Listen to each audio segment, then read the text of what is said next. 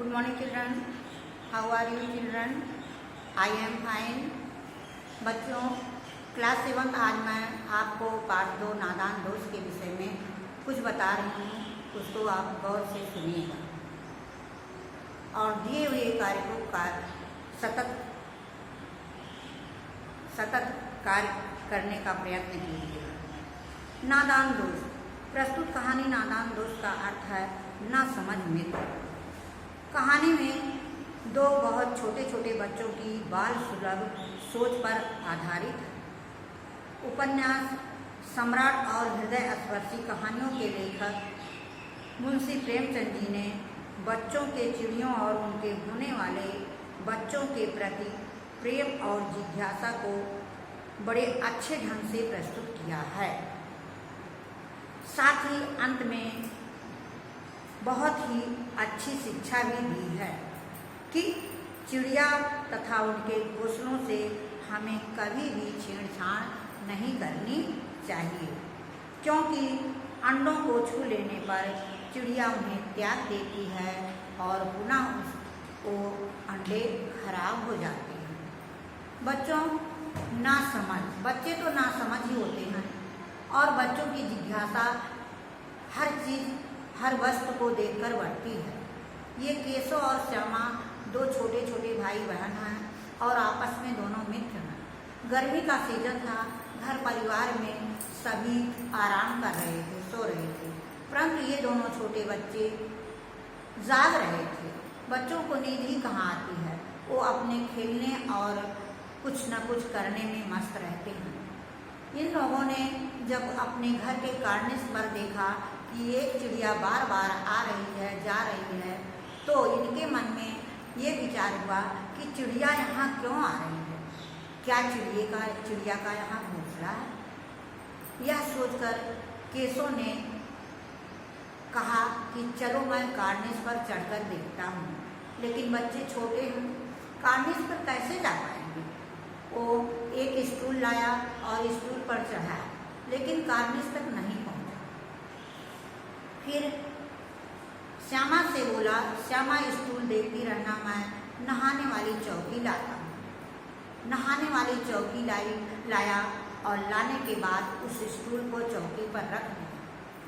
Shyama stool को पकड़े थी और केशव चौकी से स्टूल पर चढ़ा और कार्निस तक पहुँच गया। कार्निस पर पहुँचने के बाद जब केशव ने देखा कि कार्निस पर एक चिड़िया का घोंसला है, तो बड़ा खुश हुआ और जब घोंसले में झांक कर देखा तो उसमें 3 छोटे छोटे अंडे भी थे और वो वाइट कलर के थे।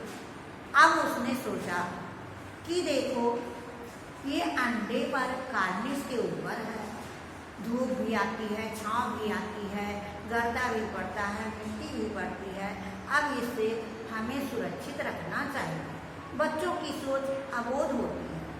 बच्चों ने यह सोच करके दोनों में आपस में बातचीत किया और तुरंत अंडों पर छाया करने के लिए कूड़े की टोकरी उठाई। कूड़े की टोकरी लाया जब, तो उसमें 2 छोटे छोटे सुराख थे। श्यामा ने कहा, भैया इस सुराख से तो धूप जाएगी। केशव ने कहा, नहीं पगली, अभी हम इस सुराख को बंद कर देते हैं। वो कागज निकाला और कागज को फाड़कर सुराख को बंद कर दिया और छोटे छोटे लकड़ी की डंडी लाई और डंडी को ला करके उस टोकरी को छाया कर दिया। छाया तो हो गई। अब बच्चों के मन में विचार आया कि ये अंडे क्या खाएंगे, चिड़िया बेचारी कहाँ से इनको दाना पानी खिलाएगी। केशव ने क्या किया कि जल्दी से एक कटोरी में थोड़ा चावल के छोटे छोटे दाने रख दिया और एक कटोरी में पानी भी, खाने पीने की व्यवस्था कर दिया। अब कि श्यामा बार बार केशव से कह रही है कि भैया मुझे भी दिखा दो अंडे कैसे हैं, अंडे से बच्चे कैसे निकलेंगे। तमाम सारी मन में भावना बन के श्यामा के होने लगी। केशव ने कहा, तुम बहुत छोटी हो, अगर स्टूल पर चढ़ोगी तो गिर जाओगी। ऐसा कह करके टाल दिया। श्यामा ने कहा, भैया तुम कितने धोखेबाज हो, मैंने तो स्टूल पकड़ा और आप चढ़कर कार्निस पर अंडों को देख लिया, लेकिन मुझे नहीं दिखाए। दोनों माँ से डर भी रहे थे कि हम ये सब कर रहे थे, यदि माँ जलेगी तो हम लोगों को डांट पड़ेगी। परंतु अब केशव के मन में एक विचार आया कि अंडे जो घास फूस जिनके घोंसले पर हैं, इसके नीचे कोई गद्दी बिछा देना चाहिए, जिससे वो अपना आराम से अंडे रहें। अब ये विचार करके केशव ने घर में पोछा लगाने वाला कपड़ा उठा लाया और ला करके उस अंडों के नीचे बिछा दिया। ऐसा करने से वो अंडे खराब हो गए। चिड़िया बार बार अंडों के पास आती है और जाती है, लेकिन अपने अंडों पर नहीं बैठती, ची ची करके वो उड़ जाती है, क्योंकि मनुष्यों के हाथ लगने से अंडे खराब हो जाते हैं, पुनः उसमें चूजा नहीं निकलते। अचानक दूसरे दिन जब केशव सुबह उठा तो देखा वो तीनों अंडे जमीन पर गिरे पड़े थे और उसमें से सफेद रंग के चूने जैसे तरल पदार्थ बहे हुए थे। यह देख करके माँ आई और दोनों को डांट पड़ने लगी। माँ ने कहा, तुम लोगों ने ये क्या किया? चिड़िया के अंडे को बर्बाद कर दिया, कैसे गिरा? अब दोनों रोने लगे भी, माँ मैंने गिराया नहीं, माँ मैंने गिराया नहीं। इस तरह से ये कहानी समाप्त हुई। नादान बच्चों के कारण चिड़िया के अंडे खराब हो गए और अंडों का सत्यानाश हो गया। बच्चों, आप लोगों के समझ में कहानी आ गई होगी और इस कहानी से संबंधित क्वेश्चन हम लिखवा रहे हैं, आप लोग लिखोगे। लुक एट देखो प्रश्नोत्तर। प्रश्न नंबर 1, नादान दोस्त कौन थे तथा उनका क्या नाम?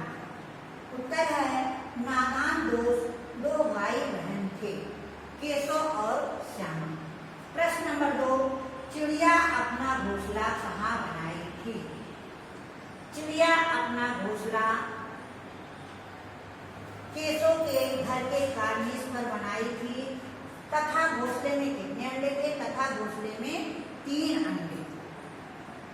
आपका होमवर्क है प्रस्तुत पाठ में उन लेखक का क्या नाम है?